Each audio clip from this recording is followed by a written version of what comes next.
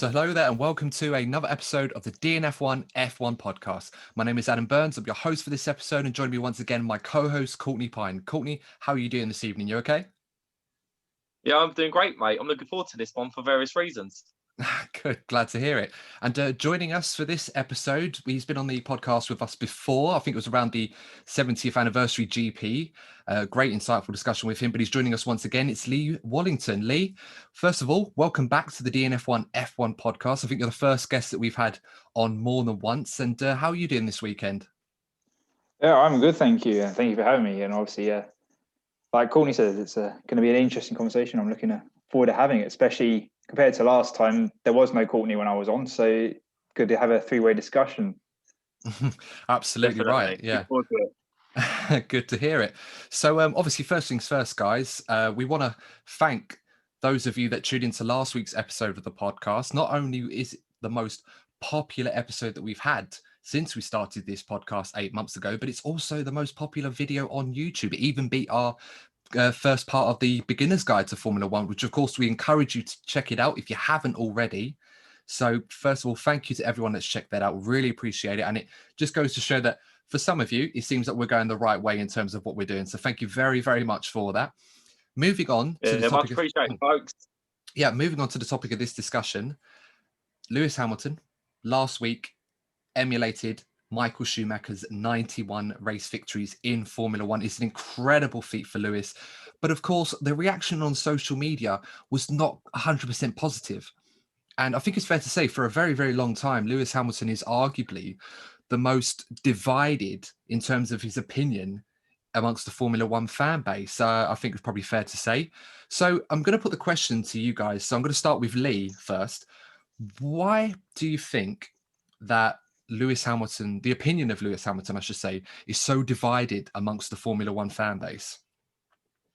Well, I think you could probably break it down into several camps, really. You probably got the two different camps of purists to the sport. One being that, Lewis is a international celebrity more than a sportsman. He goes off to fashion weeks. He hangs out with celebrities in Hollywood. And that's not what Formula One drivers do. They're supposed to sit in the car and drive. We don't like this. Well, go away and be a proper Formula One driver. And then you have the other one going, he's just having a car at the front of the grid, winning no competition, blah, blah, blah. And then you probably have more of the older generation of fans that remember the greats from the past when health and safety wasn't as important as it is today. And obviously we've come a long way from where it was, which is good. And obviously we can probably still go a lot further, but they think, he's not risking his life as much. And you have some of the greats that unfortunately lost their lives doing the sport they loved. And it's a shame for obviously losing them at the time. But Lewis, he doesn't have any risk. He's not obviously nowhere near the previous legends. And that's probably where you could, or at least where I see it, the three breakdown of why he's not popular. Yeah, I mean, there's a lot of good points in there. And I think you're absolutely right. You know, he's proven to be more than just a Formula One driver. I mean, we usually attribute sports men and women across all different sports around the world as being, the best of the best, top physical condition, athletes before anything else. But when they tend to dip into the realm of being a role model, someone that can influence change for the better, a lot of the time they do tend to be attacked by a certain community of people. And I think in Lewis's case, this is definitely not different. Lewis has been very outspoken in terms of achieving equality in the sport, realizing that this is very much a sport dominated by a specific demographic of people, and not necessarily laying blame or targeting it in terms of not doing enough, but saying that we need to be looking at why Formula One in particular is represented by a specific demographic and not represented more equally across different areas. And as you said, Lee, he's, as well as being a brilliant driver, he is currently competing in an era which some would probably argue to be similar to dominant periods that we've seen in the past when Schumacher dominated 10, 15 years ago. The domination of McLaren and Williams in the early 90s and late 80s. Those periods that you see the top drivers tend to dominate for a few years and fans tend to turn away from the sport, or at least think less of the driver that is dominating, purely and simply because it's quite easy for them. And I think that does a disservice to Lewis. But of course, we're not going to talk about that too much. I see, Courtney, when Lee was giving his opinion on what was going on, you're nodding your head a little bit. Would you agree with Lee's comments? Yeah, I find it a shame, to be honest. I mean, I'm looking from even a British perspective. Now, I can't think of many people that have excelled in the sport from British perspective as much as Lewis has. I mean, the only one I can think of at the top of my head is Phil the Power Taylor when it comes to darts. But this is an F1 podcast, so I won't go too deep into that one. And I just don't understand why he doesn't get the level of recognition that I feel that he deserves. Lee made some great points. You've got the older fans that do have this purist feeling about, it was a lot more dangerous back in the day. That isn't Lewis's fault. Lewis is basically making the best of the situation that he has. And that's the same with the other point when it comes to having the best car. Now, going on to that point, I'd be a hypocrite if I was to say, I don't understand why people get frustrated by his dominance of the sport, because the Schumacher dominance put me off. And I was quite salty. I'm not going to lie. I was salty when Vettel was dominating. So I understand why some fans, particularly, or fans of Ferrari and Red Bull, might be getting frustrated about Lewis's dominance. But sometimes got to take a step away and just accept greatness, because I don't feel that a lot of people will appreciate what Lewis has achieved until he retires. And I feel that when Lewis retires, it wouldn't surprise me if you start seeing a similar level of dominance by the likes of Verstappen. And it'd be interesting to see if Verstappen gets the credit, level credit that Lewis does, if he dominates in the same way. It's an important point you mentioned, Courtney. You did mention Phil the Power Taylor as a good example to compare. For those of you who don't know, Phil Taylor, the most decorated darts player of all time.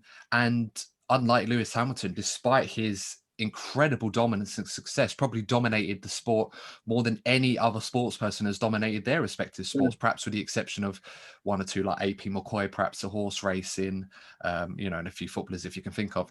But Phil Taylor, rather than be criticised for his dominance, was revered. He was treated like the legend and hero that he was of the sport. If anything, took the sport to the heights that it celebrates today, a large part of it. And unfortunately, in Lewis's case, despite achieving similar feats in his sport compared to others, he's not really given that same recognition. So is it perhaps the dominance on its own? Or are there other reasons? As Lee mentioned already, he's a brand ambassador for a few companies around the world. He enjoys going to fashion shows, very much outspoken about the environment. Of course, the veganism that he has adopted over the last couple of years, enjoying a healthier lifestyle, not just for himself, but for the planet. All of that comes into it. I'll pinpoint that one in particular because I think that that's quite relevant to why the opinion of him is so divided. It's almost as if some fans on social media will target Lewis and attack him for saying, well, you preach about veganism to save the animals or save the environment, yet you get paid to drive a Formula One car and contribute to large amounts of CO2 emissions. Now, of course, efficiency in the sport is so much better than it ever has been before, and that will continue to be the focus point going forward. We're never going to go back to V8 or V10 or V12 engines, massive gas guzzler engines. Well, energy efficiency is the way forward, and these engines are as good as they've been. But with that in mind, it's never going to be as good as something like Formula E until Formula E gets to a point where they can compete on the same level of performance as well as being 100% efficient. So do you feel that those arguments about Lewis are fair? As a role model, he wants to speak out and be someone to invoke change in the environment and everything else whilst driving in Formula One? Or do you feel that's something that people will take more seriously once Lewis has stopped competing in the sport? Lee, I'll put that to you first. Okay. Well, I would say they probably both points have some merit. If you recall, I think it was 2011 where Lewis had a horrible year. Obviously, his personal life over overspilled into his job. Obviously, they broke up with his girlfriend at the time. I can't remember her name. And Nicole Scherzinger. That's the one. Thank you, Courtney. And he kept hitting Massa for life of me. He always seemed to be in the same pit of track, and Lewis would always come off the worst. So in that sense, yeah, it being distractions, being the extracurricular activities outside of Formula One, so to put it, can be distracting. But Lewis has proven over the last few years that that's no longer a distraction. He sorted that out. He can do both and still come off stronger and come back every year and get better. So initially, when those points were raised, they were probably valid, but I don't think they're valid anymore. And then secondly, the aspect of, I've forgotten my second point. What was the second question, Adam? Right, we'll do it, Lee. So, I mean, the second part was, with the criticism that Lewis gets in terms of, his vegan lifestyle and also a more environmentally friendly approach, do we think he'd be taken more seriously than he currently is on those issues when he steps away from Formula One? Because obviously Lewis has hinted at moving away from Formula One, and it's no secret that he has avenues and ventures that he likes pursuing, like fashion, his businesses, the environment, also his music as well. Do you think he'd be taken more seriously once he steps out of Formula One? For Lewis, I would say, yeah, he probably will be taken more seriously as in his driver legacy once he does step away from the sport. I hope it's not anytime soon. I personally thoroughly enjoy his driving. But yeah, if you look back at using Schumacher as an example, when Schumacher did retire the first time, it took a couple of years to sink in what Schumacher had actually done once he walked away, and he wasn't actually dominating the sport anymore. Right? Immediately, he lost the 2005 and 2006 title to Alonso, but still, then it hadn't sunk in what he actually achieved. So, in that sense, what Lewis is achieving currently will take some time to come into the fan base and be appreciated by pundits and the general fans. And then secondly, Lewis has, as you said, he has adopted the vegan lifestyle. And I think I do recall that when he did adopt the vegan lifestyle, he did sell off his private jets. So he did try to reduce his carbon footprint. All right. Yes, correct. He does. Driving a Formula One car does provide a good amount of carbon dioxide emissions. But as you said, the efficiency is at an all-time high. And you could probably say Formula One as itself doesn't do enough to advertise the engines and the science behind the engines and what they actually do. It's, as you said, it's not like the V8s or the V12s and the amount of pollution they were outputting as they went around the tracks. So we could probably say, although we have more tracks now than 10, 15 years ago, they're probably doing less polluting now than they did 15 years ago. So it's just the way of Formula One probably needs to step up, but yeah, it's just people have to have time and absorb what's going on. It takes time. Yeah, no, I absolutely agree with that. And I mean, looking at Lewis's career, even if he was to retire today, stacks up there with pretty much anybody in the sport. And there are a lot of people that would consider him not just up there with the likes of Schumacher, Senna, Fangio in particular, but eclipsing all of them. Me personally, I don't quite share that opinion quite yet. I still think there's more to it. And of course, for those of you that are listening to this podcast, for the next few months in the off season, we're going to be doing a few different kind of show ideas. One in particular was going to be comparing drivers from different eras to obviously see who we would think would win in equal setting. But of course, we'll talk more about that as the months go on, obviously when the season comes to its climax. In terms of Lewis's career so far, obviously, as I said already, a very much divided opinion. I would say that it's probably a bit unfair in certain cases that certain media outlets have portrayed Lewis in a very less than tasteful light. I'm not going to go into why that is, because loads of people could offer different opinions, and I think we can compare that to treatment of people in other sports that hold similar characteristics to Lewis Hamilton out of his control. As I said, I'm not going to go into that because that opens up a completely different debate. But would it be fair to say, Courtney, that the media negative opinion of Lewis Hamilton, and I'm going to focus on the negative more than the positive in this case, do you think that's influenced a lot of fans' opinion on Lewis Hamilton? And for example, as Lee mentioned already, selling his private jets. A couple of years ago, there was a story about Lewis Hamilton not paying the correct amount of tax on his private jets when he purchased it. And in particular, I'm not going to quote the paper. I think we all know which one it was. But they basically said that Lewis Hamilton, his company, had claimed the input tax on the jet. And basically what that means, for those of you that don't know, is that when you buy a jet, in this case, if it's owned by the company, you can claim input tax on it, which basically means the tax that you paid when you purchased it, you can claim that money back if it's a business expense rather than a personal one. And if you use it for, I think it's like 11,000 nautic miles over a month, something like that. But basically what had happened is Lewis Hamilton,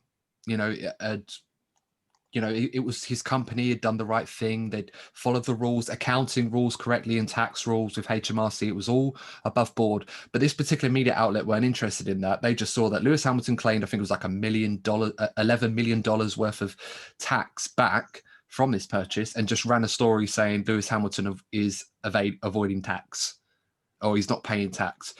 And naturally, loads of people are going to respond to that with a very negative opinion of Lewis, even though it's not fair or not accurate. Would you say in general, using that as an example, that the media has played quite a big part in building this divide or creating this divided opinion of Lewis Hamilton? I definitely agree with that to an extent. I mean, I've noticed this since the start of his Formula One career. Now, we all know how chaotic it was between him and Alonso in 2007. But let's just give it some perspective. They were so quick to criticise him. Now, every single Formula One driver is a bit of a diva. Let's be honest. They are. Okay, they're used to winning, and they're getting what they want, and that's the mentality that's given them that winning mentality to get them to where they were at that point. He's a 22-year-old man, and he's already thrown straight into a championship battle. He's bound to be very emotive. But instead of getting behind him, even from 2007, constantly on his case about how he's spoiled, how he's a sore loser. Well, guess what? If you have an issue with losing, you ain't gonna want to do it often. And look how it's transpired. He's gone on to be statistically one of the best Formula One drivers of all time. But throughout his career, they've constantly been on his case about one thing or the other. Now, as a fan of his, within reason, I don't care what he does outside of the sport, as long as it doesn't affect how he performs on track. And as Lee touched on earlier on, in recent races, it definitely hasn't. If anything, it's helped him. And even if you look at the veganism, you could even say that the veganism has helped him stretch his career out. That definitely is an option. And, whenever I speak to people that like non-F1 fans and I speak about Lewis Hamilton, you never hear about them congratulating about how well he does. It's usually about the tax or about how he's spoiled. And even a girl that I know, I was telling her about, how well Lewis has been doing. She's like, yeah, but I don't like him because he's made his dog vegan. I don't care about that. I only care about, as a Formula One fan, I care about what Lewis Hamilton does on track. And, you're both right. I just don't feel he'll get the level of appreciation that he deserves until long after he's gone. No, I absolutely agree with that sentiment. Exactly. Lee, I'll put that question to you as well. Do you think the media in general have helped in great deal to portray this divided opinion of Lewis Hamilton?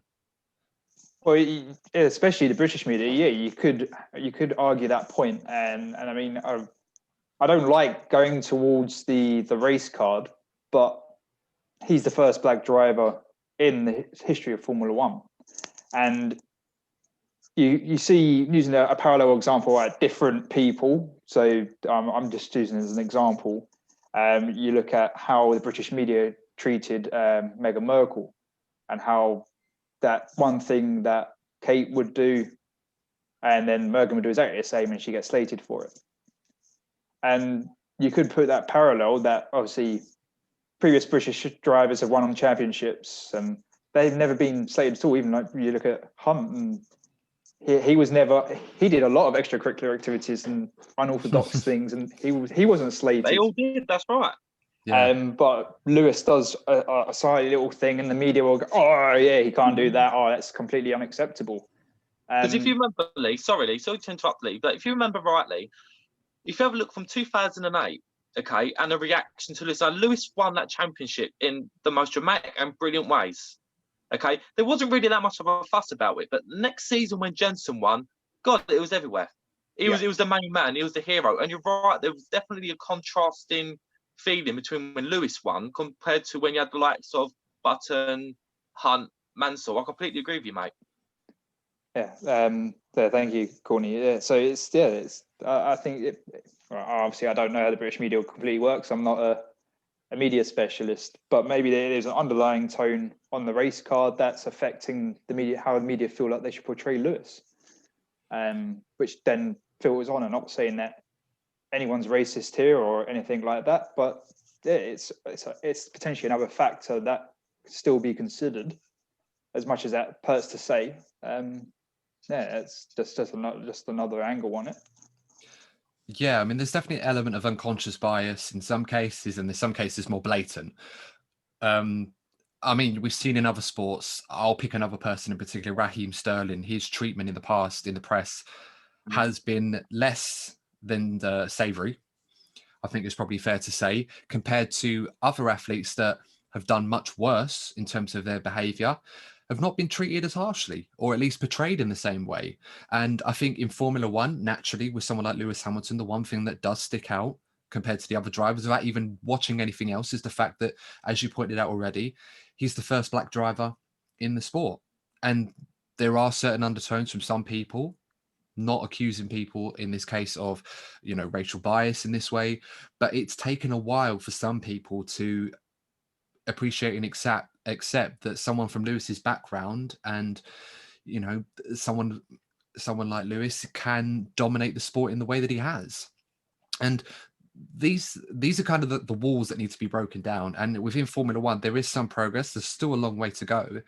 And I think Lewis should be revered for the fact that he's taken on this role as the ambassador for diversity and change, not necessarily one that's been thrown at him, because it could have easily been, but he's definitely stood up, taken the knee, encouraged other drivers to do so, or at least protest in their own way.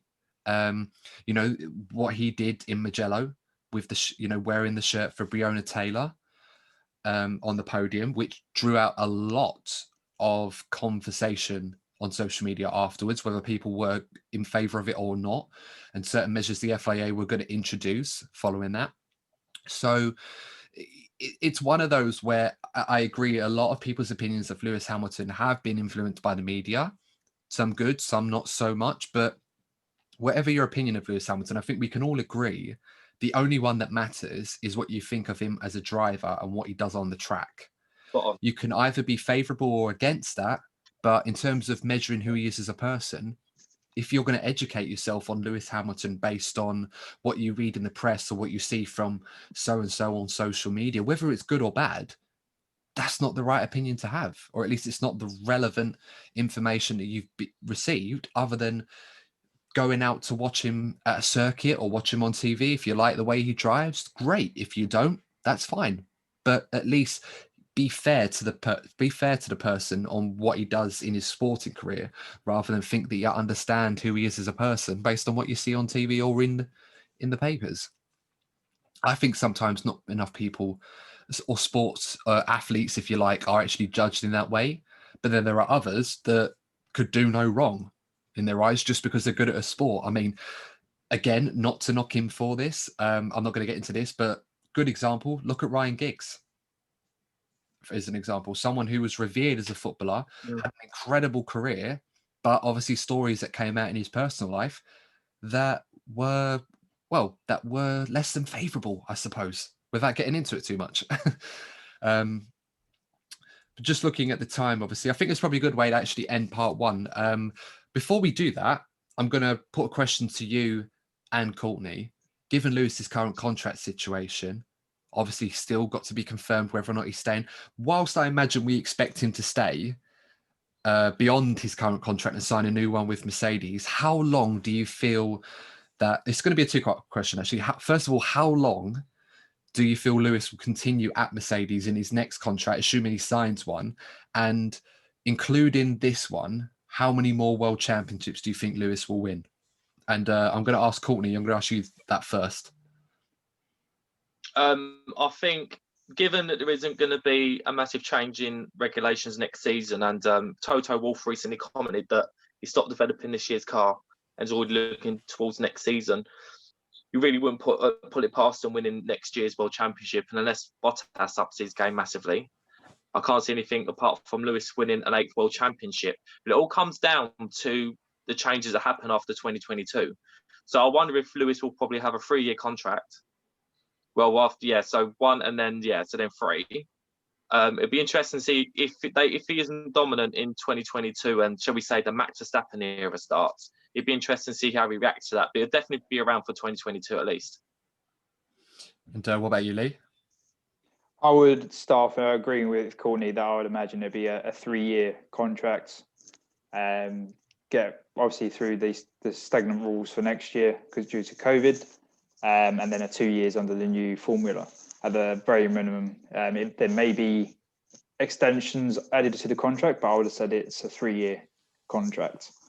And then obviously the second part of the question, I agree again with Courtney that next year will probably be another Lewis title. Obviously, you just need to look at 2016 and see it doesn't always go how the predictions would go, but I would expect Lewis to have a good chance of winning next year. And then if you go to like what comments that Toto Wolff has said about, as Courtney previously said, they're not developing this year's car, they're already developing next year's car. And so if they can come out the blocks super early and be really fast next year, they can put all their limited resources, because obviously you got their limited resources, I think comes in from next year about their aero development, if I'm not wrong. And then they can put that towards 2022 because they can't obviously start developing that until next year. So yeah, they could potentially, they've already done several rule restructures and come out still winning. So Lewis could go on if Mercedes master right with a good chance of 2022 and beyond. He obviously, it could just be dreamed that he may actually reach 10 even, but I don't think that's probably realistic. But he'll be up there fighting, and I think he'll want to keep being in the sport as long as he's competitive. He won't do a Kimi Räikkönen and race for fun. Yeah, definitely agree with that one. As much as we all love Kimi. Yeah, definitely agree with that one. And looks like, Kimi might be around for another season yet. So we'll have to wait and see how that develops, although nothing is confirmed at this time. But I think that's a good opportunity to end part 1. So it's hopefully quite good in intensive discussion there. Let us know what you guys think as well if you're listening in, what you think the opinion is of Lewis Hamilton. Do you think he's treated fairly in the media? Do you think the opinion of him is fair in general? And as I just asked the guys now, how long do you think Lewis is going to continue in the sport? Do you think he'll retire at the end of the season? Do you think he'll stay on? And how many more world championships do you think he will win? But in the meantime, that's enough to wrap it up for part 1. Grab yourself a drink, take a break for a few minutes, and we will see you in part 2 of the DNF1 F1 podcast. The DNF1 F1 podcast is a brand new show that covers the latest gossip, news, and events in the world of Formula 1. In each episode, we discuss the hot topics, interview guests, as well as review each race from the Formula 1 World Championship. We upload new episodes weekly, and we upload our podcast episodes on all major podcasting platforms, including Spotify, Apple Podcasts, and Google Play. We also upload video versions of every podcast episode on the DNF1 F1 podcast YouTube channel, as well as other great content that you can check out. So make sure to subscribe to the YouTube channel and click the notifications bell so you don't miss out on any new content that we produce. You can also follow and engage with us on social media. The DNF1 F1 podcast is now active on Twitter, Instagram, and Facebook. Thanks for tuning in. Stay safe, and we'll see you in the next episode of the DNF1 F1 podcast. Welcome back to part 2 of the DNF1 F1 podcast. So in part 1, we discussed the controversy with Lewis Hamilton, why the opinion of him is so divided amongst the F1 fan base and the community alike, and any contributing factors that we feel may have contributed to a positive or negative reaction of him. So moving into part 2, something a little less controversial compared to the Lewis Hamilton stuff.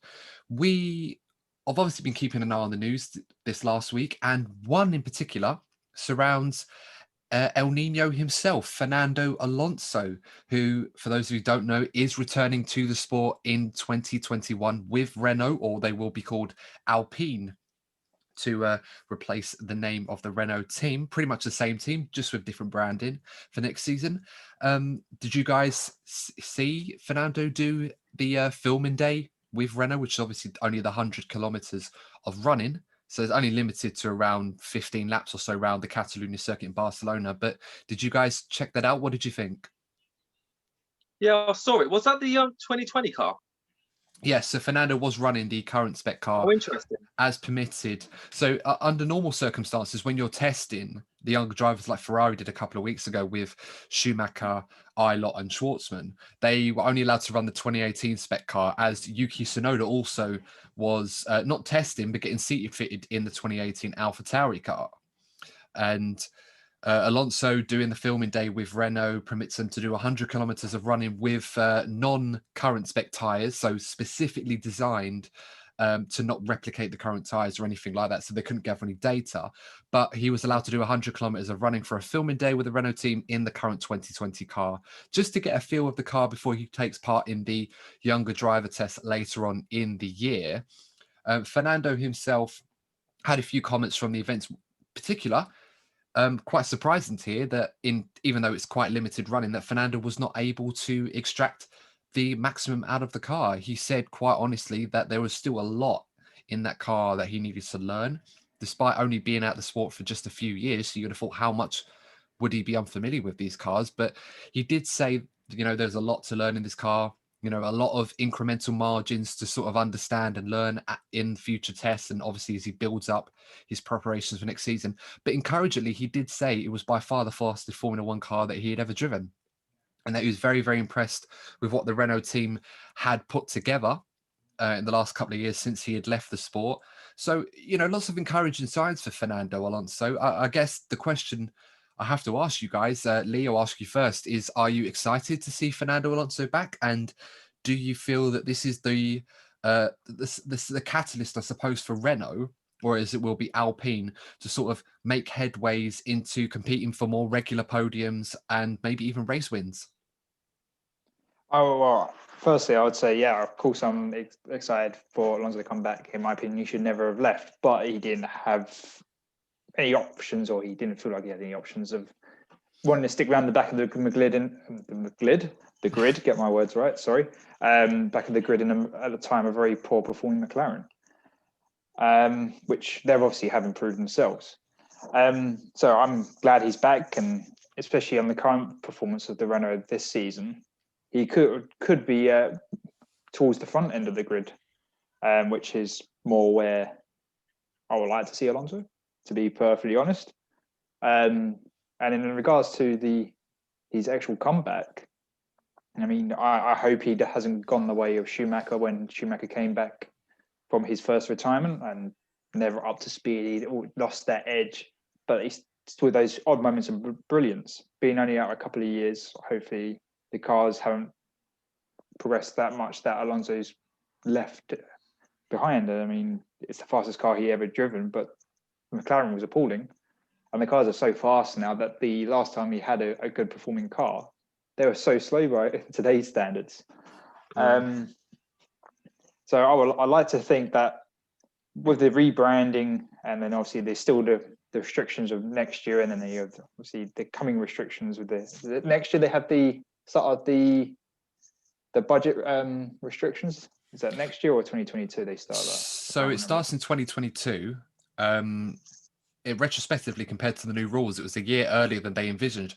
But they are going to be monitoring it from 2021. So this is kind of Okay. a little test to see who is sticking to the rules and if there's anyone exceeding. I mean, let's be honest. Now that they've frozen development on the 2021 cars, at least until the start of the next year, I think January 1st is when the teams can start working on the 2022 cars again, owing to them being pushed back a year because of COVID. I expect a lot of investment and resources being thrown in particular to that car, given that the 2021 cars that we're going to see next season are probably going to be slower because of the reduction in downforce for certain things, but you'd be surprised how much the teams can recoup from that. And also the limited amount of development that they can actually do on the car with the token system that they have. They're going to be quite limited on what aero parts they can do for non-listed parts, and also the engine development as well is very limited. So you're going to be seeing a lot of teams spending a lot of money on these 2022 cars. So I'd expect the test that they're going to put in for the budget cap to show teams spending a lot higher than the budget cap, which will come into action at the start of the 2022 season. Okay, thank you. So I was going to just quickly then finish up my point, to Courtney answer your question, is that based on how the Renault is performing at the moment, and Alonso comes back at his full power, Alonso can be annoying for the top teams. I mean, top teams in Mercedes and Red Bull. I'm not counting Ferrari at the moment. Especially if Albon is kept on for next year, Alonso will be a nuisance because he won't have a race winning car on pure performance, but it's Fernando Alonso. It's he already adds tenants into the car just the way he drives. Obviously before he stepped away from the sport, so hopefully he still has that performance when he comes back. And yeah, definitely right. And Courtney, I think I'll put this to you as well. In particular for Fernando Alonso, obviously we've seen him make the first step to his return to Formula One. It's going to be a different environment to what he was used to back in his heyday when he won back-to-back world championships in 05 and 06 with the Renault team. Still to date, Renault's only championships that they've had. What do you think Fernando needs to do to get the absolute most out of this car? And perhaps if he is the missing link to the Renault revival, what do you think he has to do, in particular this time round, to make that a success for him? Because this is the third time he's going to be with Renault. And obviously the first reunion back in 08 got him a couple of wins in Singapore and in the Japanese Grand Prix of Fuji. But after that, it didn't really bear much success. So what does he have to do different this time? I think first of all, I'm sure he will, but it'd be important he gets a lot of mileage underneath him before next season, because the Formula One grid is as competitive as ever. So he can't afford to go back into sport, particularly with Ocon as well as a teammate.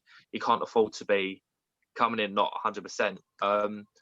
But let's try and be positive about this one though, because this could be brilliant going into next season if it all works out.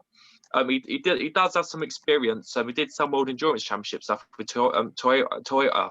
Oh God, Benji got their Toyota, didn't he? So he done that. I know it's not quite a Formula One, but he has been kind of keeping himself going. But let's just hope. And I wonder if he did know about Renault's development, because he did seem keen to come back. And I'm sure he wouldn't have been keen to come back if he thought he was going to be in a failing car next season. But let's try and be really optimistic and think of ways the next season could be interesting. Let's just think hypothetically here. Imagine if Renault make another step forward and Red Bull starts slowly. We could be seeing a few battles between Max Verstappen and Fernando Alonso next year. Wouldn't we love that? Certainly would be fun to see. Absolutely. And I think you're right to point out his ventures in the World Endurance Championship where he won at Le Mans. Very successful time there.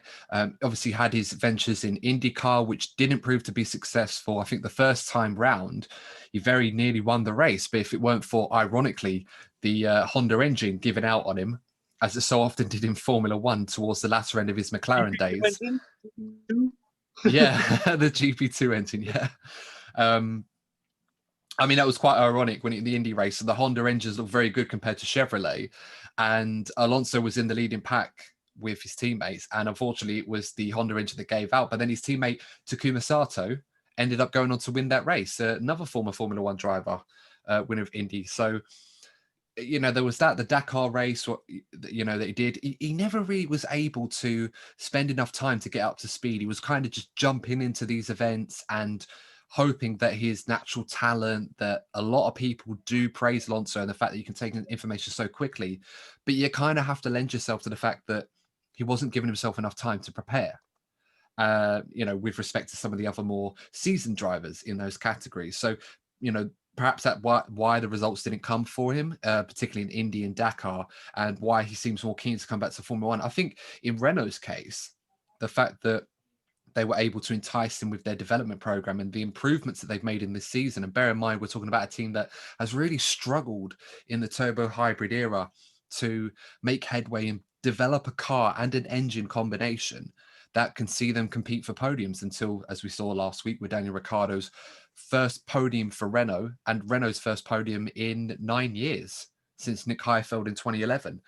So I think Fernando probably would have joined the Renault team anyway. I think he was looking for a seat in Formula One, but it just seems to be a happy coincidence for him that this Renault team is making progress and that Fernando, as you mentioned, Courtney, may not be looking towards somewhere like Red Bull in the next year or two. He may think, actually, this Renault thing might work out longer term for him. I mean, he's on a 2-year contract, but Formula One drivers, as we've seen, are getting older and older and older and still carrying on in the sport as good as they've been. So it might be an option for Fernando.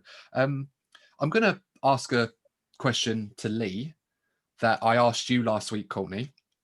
For those of you who remember last week's episode, I talked about Daniel Ricciardo's podium, how successful that was for him and for Renault. And in hindsight, do you feel that he might regret going to McLaren next season? Says Lee, I'm going to ask you this question. Do you think after his podium last weekend and seeing the progress that Renault have made, to the point where they're now arguably the best of the rest outside Red Bull, Mercedes, do you feel that Daniel Ricciardo might be regretting his earlier decision to leave the team in 2021 and sign with McLaren? I don't think Ricciardo is regretting it. Obviously, he's the driver in form at the moment, obviously outside of the top teams.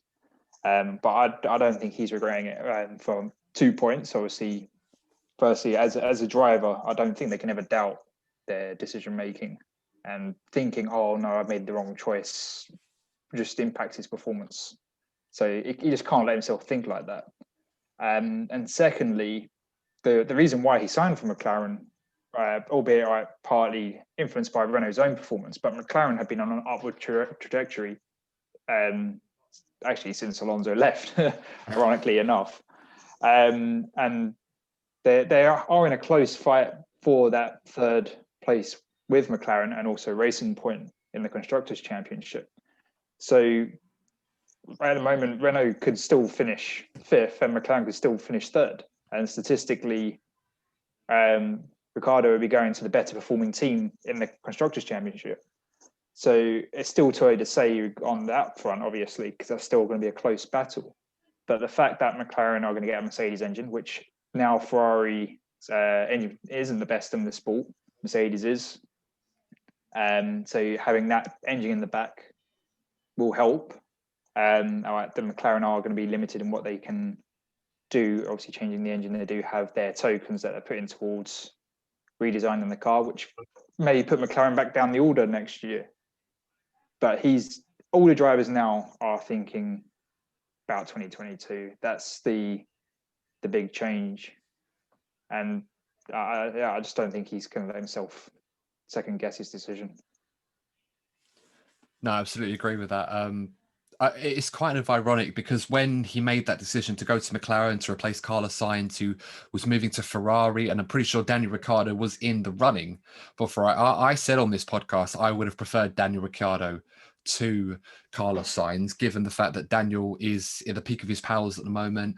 In some regards, he's probably driving even better now than he was in his Red Bull days. And now that he's got on top of the car, you could argue that perhaps he could have given Renault a bit more time, but given their track record in the turbo hybrid era, it seemed like the sensible decision to do. So it's kind of a catch-22, really. Perhaps in an alternate universe, he stays with Renault.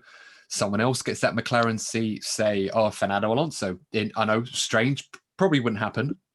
But, say he goes to McLaren, all of a sudden Renault are still dropping, knowing that Mercedes engine is coming, and he's thinking, oh, what have I done? I've missed on the opportunity. So, I agree. I don't think Daniel will regret the fact that he's gone to McLaren, but it would have been interesting to see if he'd given his team a bit more time, how he might feel about moving to McLaren now, when by contrast, although we expect them to improve, they are slowly falling down the order, well, at least compared to Renault Racing Point, but it's very incremental in that midfield battle, and it's so tight, it can change week to week. Of course, the next race, we could see Lando Norris and Carlos Sainz get on the podium themselves. I mean, Lando very nearly did at the Nürburgring when he went through his engine troubles as well. So moving from the Alonso story, because obviously we're all excited to see Alonso back, but some other driver transfer rumors as well. So there's been a lot of news this week regarding the situation at Red Bull. Now, if we rewind back to Mugello a few weeks ago, when Alex Albon got his first podium for the Red Bull team, huge momentous occasion for his career and for the team as well. I think we would have expected Alex, after he got that off his back, to press on and perhaps perform a bit more consistently and get closer to Verstappen than he had been in the past, and perhaps competing for podiums in the future. That hasn't really happened in the last couple of races. And a lot of interviews have been going around through Red Bull, a lot of noises coming from particularly Dr. Helmut Marko about who's going to be partnering for Verstappen next year. Whilst we thought originally it was going to be Alex Albon, it seemed like that was going to be the case and that was going to happen. It seems now that Red Bull are perhaps looking at other options, i.e. Nico Hulkenberg, who was impressive once again coming in for Lance Stroll this time to get that 8th place after starting last on the grid. It was an incredible drive from Nico after having literally no time to prepare at all. He literally got in at the last minute and went. Or the more seasoned Sergio Perez, who at the present is looking for his seat next year after losing his seat to Sebastian Vettel. With this in mind, I'm going to ask you first, Courtney. Now knowing what we do we think Alex Albon is still going to be in that Red Bull next year? And if not, who do you think is going to replace him? Will it be Hulkenberg, Perez, or perhaps someone else? Adam, that's a very interesting point. I've wondered why there hasn't really been much news when it comes to Perez and who's going to be a Haas next season or Alfa Romeo. It's kind of gone quiet. So it does seem as if there must be some kind of talks in the background with these teams, obviously particularly Red Bull, because obviously if Albon was to be replaced, that has a domino effect on which seats are available and who goes where afterwards. So that is interesting. But yeah, on to your previous point, I've raised it in previous episodes. I'd love to see Sergio Perez in the Red Bull, but I would also like to see Hulkenberg have a seat in Formula One, because the performance he put on last weekend is a prime example why he shouldn't have even left in the first place. And what about you, Lee? I would, just to quickly catch on the back of Courtney's point, I would agree that Hulkenberg shouldn't have ever left the sport, but it was pretty much out of his hands. So going on to your questions about the rumours, I would also agree with Courtney that I think there are talks going on behind the scenes with Red Bull regarding Sergio Perez and Nico Hulkenberg. The fact that there is noise being made by Red Bull that Helmut Marko they may consider it means that they may be already laying the groundworks for a Red Bull U-turn, so to speak, that they're going to maybe hire outside their young driver program. So I do think something is going on, but before who I would choose to go in that team, I would probably say my preference, I should say, will be Nico, because I think Alex is a very good driver, but I think he's out of his depth within that Red Bull team. What I would do, I've mentioned the issue previously, Adam, is get rid of Kvyat. I'm afraid his moment's gone, and put Pierre and Alex in that team together. And I think there will be a nice rivalry off each other, similar level drivers, and they can actually pull the AlphaTauri forward because they can build that up together. And And like Pierre's found his mojo, Alex can re-find his. But then obviously leaves the question of Red Bull having a solid number 2. As much as it hurts to say that about Nico or even Sergio, there's what Red Bull need. And Nico and Sergio both have the experience and know how to get out the tyres and get the performance. And personally, I would love Nico to get a podium, to just break that record. And obviously, if he joined Haas, that's probably not going to happen. But that's just a sweet thinking. If he joined Red Bull, obviously he may end up on the podium and get rid of that horrible record that he's got. So that's what I think about it. Yeah, I'll make you rightly. I don't think Nico Hulkenberg's really going to be interested in coming back to the sport if Haas is the only seat available to him, unless there's signs that is combined to a long-term project where Haas can use the budget cap, as we talked about earlier, to try and improve up the field. Even so, that's still a huge ask for a team that can really only boast 5th or 6th place finish in Australia quite a few years ago as their best result. And back in the time where their best time was when they had the 2017 Ferrari, if you like, in 2018, and they weren't able to capitalize on that in the way that Racing Point have kind of struggled, in fairness, to capitalize on the Mercedes W10 that they've been driving this season to some degree. But, all puns aside. But, the Alex Albon situation is an interesting one because, Dr. Helmut Marko has said quite openly that, with Alex, they need a competitive driver. They accept that they're looking for a number 2. So they're not expecting Alex to beat Max Verstappen on a regular basis. They would say a good buffer is around a quarter of a second, 3/10 to Max on ultimate pace. Now, that's still quite a lot. Most drivers in Formula One don't really want to be that much slower. No one wants to be slower than their teammate.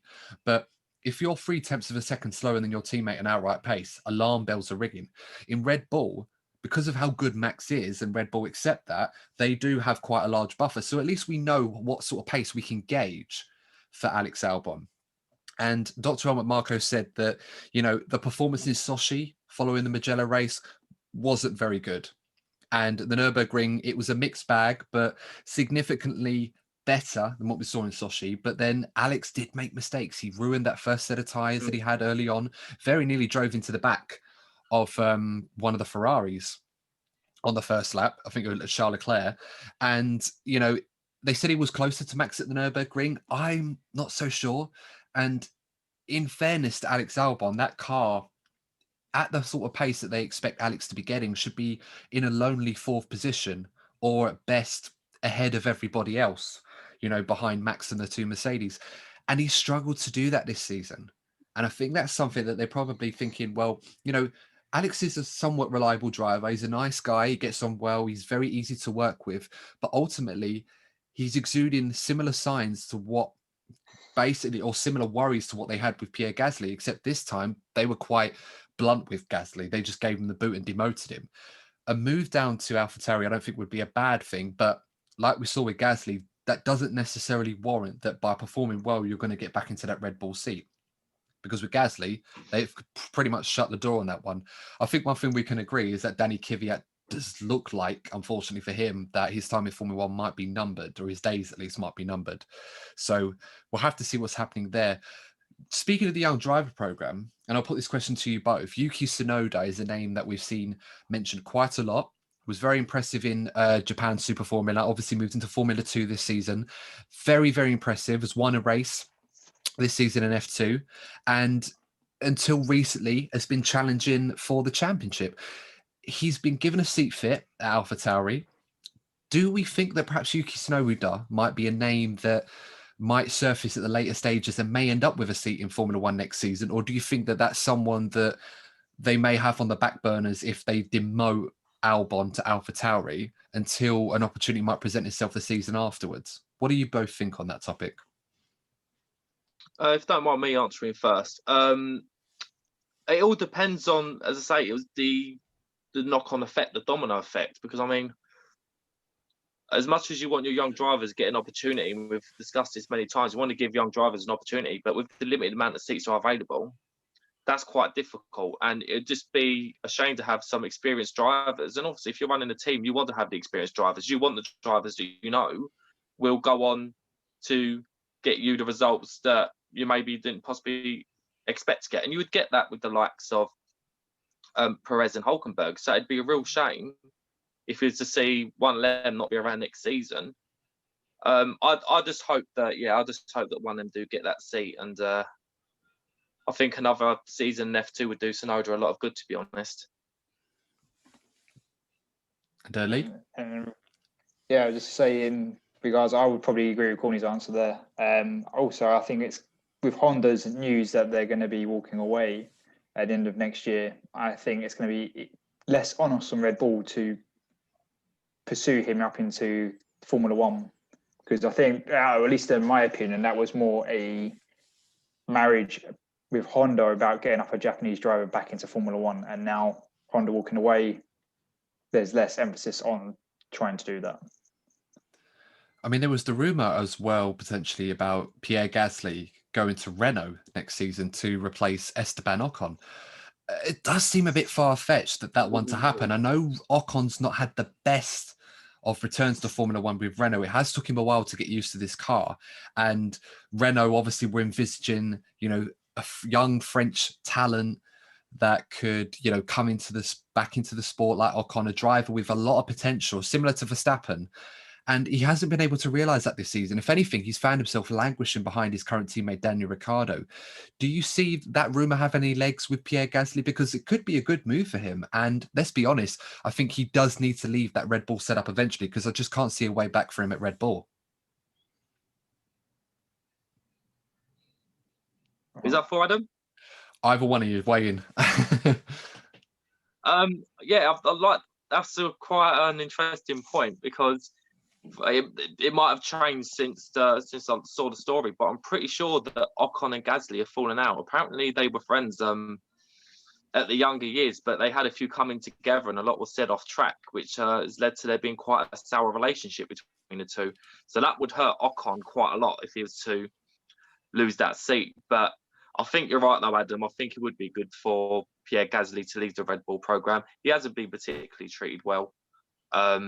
And he needs that fresh start. And we've seen it with other drivers that have gone on to leave their junior programs and have gone on to do good things. So you're right, for his sake, I think a move to Renault would be great for him. He just wouldn't be I just wouldn't want to be Esteban Ocon if that was happening, though. How about you, Lee? Well, I would say, if anything, we've learned this year that Formula One contracts don't mean anything anymore. So the fact that a driver is being talked about with replacing a driver that's already in contract, last year I said no chance, but based on what's already happened this year, yeah, that potentially could happen. I do agree. I think Pierre is looking to get out of the Red Bull family. He's fed up that he can't get back into that Red Bull, even though he's performing well. It reminds me slightly of how Red Bull treated Carlos Sainz when they chose Verstappen over him. And obviously, Carlos worked his way out of the Red Bull family and was performing quite well in that McLaren. And so I think that's what Pierre wants to do. If he replaces Esteban, I'm not too sure if that's actually going to happen, but it may be something that could be lining up for 2022 onwards. But it's definitely an interesting topic, especially as Esteban gave up his Mercedes Junior seat to join Renault. He doesn't have that as a fallback option, right? He's still managed by Mercedes, so he could probably easily rejoin it. But getting demoted and losing another Formula One seat, that could potentially just ruin Esteban's career. Obviously, Renault aren't thinking about ruining driver's career because they've got to think about the team. So yeah, it's definitely an interesting rumor. It's very much a watch this space. No, I absolutely agree. And I mean, when Formula One drivers tend to lose their seat out of the sport, it's very hard for them to get back. So a second opportunity where he ends up losing his seat a second time, you almost feel like there's no way back for him, at least in Formula One, especially with the such few number of seats that are available every year. Since the one problem that we have until things change is the lack of seats that are available. So that's always seems to be a problem. One rumor I did see this week that you both also saw as well, that I didn't expect that I would be seeing, is the potential prospect of George Russell losing his seat next year. Now, George Russell's under contract till 2021. We were under the impression that his seat was nailed on for Williams for at least one more season. And The obvious obstacle for George is the fact that there's no intermediate seat to the Mercedes seat, which we expected he would eventually be promoted into. He's always been very impressive in qualifying. He's been referred to as Mr. Saturday, never been beaten by a teammate in qualifying in his short career. Even though his Sunday performances, some have been good, some have been not so much, still yet to score a point. But rumours have surfaced recently that Dmitry Mazepin, who, for those of you who don't know, Nikita Mazepin's father, Nikita, a race winner in F2, been there for quite a while now, very good young driver, looking for his way into Formula One. His father, Dmitry, looking to try and invest in a Formula One team or put some money into in exchange for getting his son Nikita a seat. One of those teams in particular that they've spoken to is Williams. They've also spoken to Haas as well. But with Williams, it's a bit of a difficult situation because Nicholas Latifi also signed up for next season, has financial backing, and Williams have since got new owners in Doralton Capital. So they're not controlled by the Williams family anymore after the Mugello Grand Prix was the Williams' last race under the ownership of Frank Williams and run by his daughter. I suppose the question is, how likely do you feel that George Russell's seat could be under threat from Nikita Mazepin? And what would that mean for someone like George Russell, who's, you know, former FT champion, all potential in the world, to suddenly find himself without a seat in 2021? Lee, I'm going to ask you first on that one, because this is quite a potentially interesting topic if it does come to fruition. Yeah, I would say it's an interesting topic with Mazepin. Obviously, any money that is brought to Williams will have to counteract the loss of the discount on the Mercedes engine, and then some on top of that, which I'm sure Mazepin could bring. Yeah. So, because Dimitri does have a good amount of wealth. I can't remember the exact number. I have looked it up in the past. So I'm sure he could bring that money to counteract the lack of the discount. And as I said in my previous point with Esteban, contracts don't mean anything at the moment in Formula One. But if George is to lose his seat, unlike Esteban, he's still in the Mercedes Junior program. And what would probably happen is he would just be a reserve driver for Mercedes, sit in the garage for next year, and then potentially replace Bottas for 2022. Because that rumor was persisting, replacing Bottas this year, replacing Bottas last year. Will they replace Bottas has been going on for a couple of years. And obviously Lewis isn't going to be around forever either. So it wouldn't be a career killing decision for George if he was to lose his seat. I hope he doesn't lose his seat. I think he warrants his position in the sport on his performances.